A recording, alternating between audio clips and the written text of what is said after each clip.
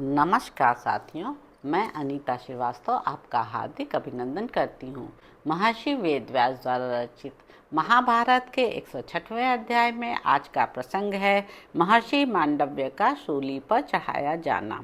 जन्मेजय ने पूछा, ब्राह्मण धर्मराज ने ऐसा कौन सा कर्म किया था जिससे उन्हें श्राप प्राप्त हुआ? किस ब्रह्मर्षि के शाप से वे शूद्र योनि में उत्पन्न हुए? वैशंपायन जी ने कहा, राजन, पूर्व काल में मांडव्य नाम से विख्यात एक ब्राह्मण थे जो धैर्यवान, सब धर्मों के ज्ञाता, सत्यनिष्ठ और तपस्वी थे। वे अपने आश्रम के द्वार पर एक वृक्ष के नीचे दोनों बाहें ऊपर को उठाए हुए मौन व्रत धारण करके खड़े रहकर बड़ी भारी तपस्या करते थे। मांडव्य जी बहुत बड़े योगी थे।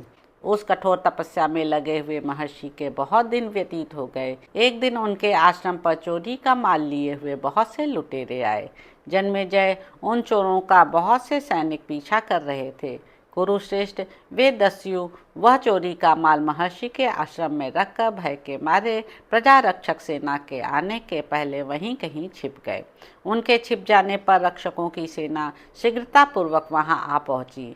राजन, चोरों का पीछा करने वाले लोगों ने इस प्रकार तपस्या में लगे हुए उन महर्षि को जब वहां देखा तो पूछा कि द्विश्रेष्ठ, बताइए चोर किस रास्ते से भागे हैं, जिससे वही मार्ग पकड़कर हम तीव्र गति से उनका पीछा करें।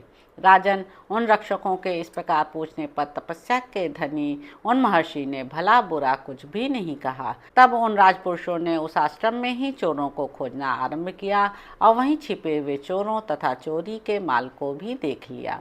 फिर तो रक्षकों को मुनि के प्रति मन में संदेह उत्पन्न हो गया और वे उन्हें बांधकर राजा के पास ले गए।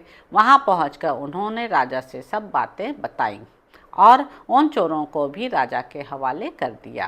राजा ने उन चोरों के साथ महर्षि को भी प्राणदंड की आज्ञा दे दी।